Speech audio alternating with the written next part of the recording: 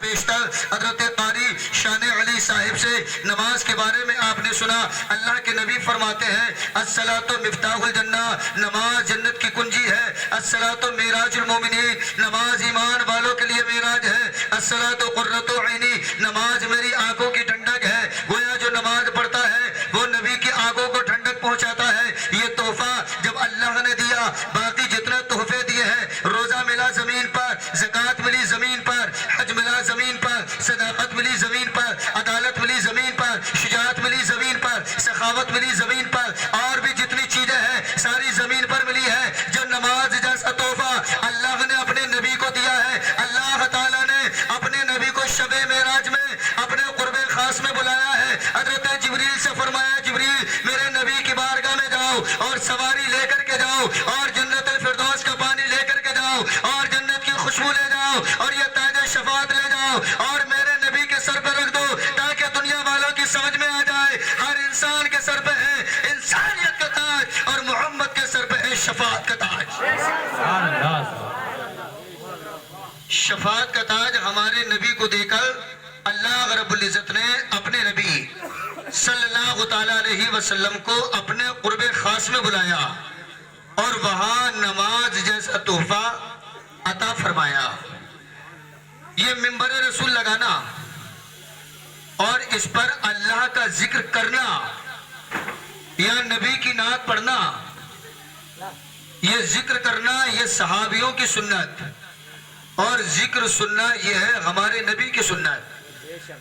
نبی کی بارگاہ کے شاعر حضرت حسان ابن ثابت نبی کی بارگاہ میں نماز پڑھتے، نبی کی بارگاہ میں نعت پڑھتے، اور نعت پڑھتے تو حدیث کے الفاظ آتے ہیں مشکات شریف کے، نافخا رسول اللہ صلی اللہ علیہ وسلم، کہ نبی کی تعریف کرتے اور نبی کے دشمنوں کی مذمت اور ہجو بناتے، اس لیے کہ جو نبی کا نہیں وہ کسی کا نہیں ہو سکتا.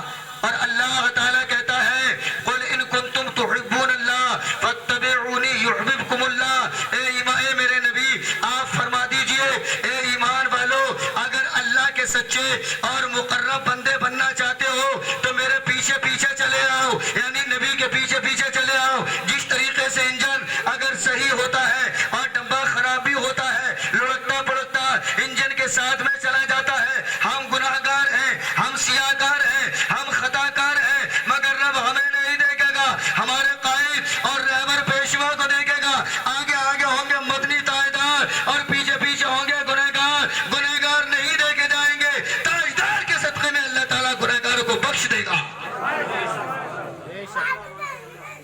ہم تو اپنی قسمت پہ جتنا ناز کرے کم ہے کہ اللہ رب العزت نے ہمیں انسان بنایا.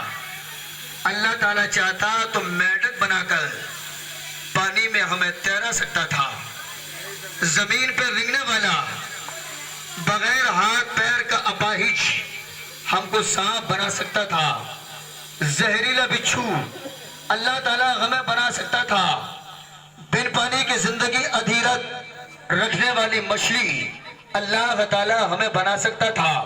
ہم کتا بن سکتے تھے اور بھونکتے رہتے، ہم شیر بن سکتے تھے، جنگلات میں رہتے، ہم اور چیز بھی بن سکتے تھے. اس لیے کہ اللہ ان اللہ علی کل شیء قدیر، اللہ تعالیٰ ہر ممکنات پر قادر اور حاوی ہے. ان اللہ علیم خبیر، اللہ تعالیٰ ہر چیز کی جان اور پرکھ رکھنے والا ہے. مگر اللہ نے ہمیں انسان بنایا. انسان اشرف المخلوقات بنانے کے بعد میں اللہ تعالیٰ نے ایمان جیسا زیور ہمیں عطا فرمایا ہے. آئیے ہم اپنے ایمان کا ذرا توازن کریں اور اپنے اسلاف اور اپنے علماء کبار، اپنے بزرگان دین، اپنے صالحین، اپنے صوفی، اصفیاء، اتقیاء، نجباء، نقباء، اختال و ابدال کے ایمان کا جائزہ لے.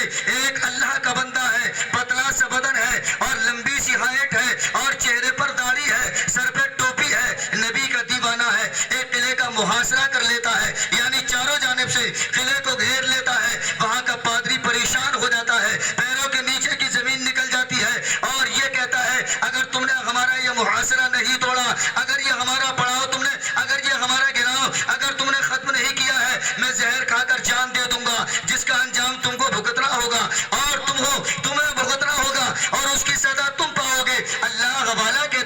جسے اللہ کی ذات پر بھروسہ ہے، اس لیے کہ ہمارا ایمان کیا ہے؟ وَمَن يَتَوَكَّلْ عَلَى اللَّهِ فَهُوَ حَسْبُهُ، جس نے اللہ کی ذات پر بھروسہ کیا اللہ اس کے لیے کافی ہے۔ اس نے کہا لو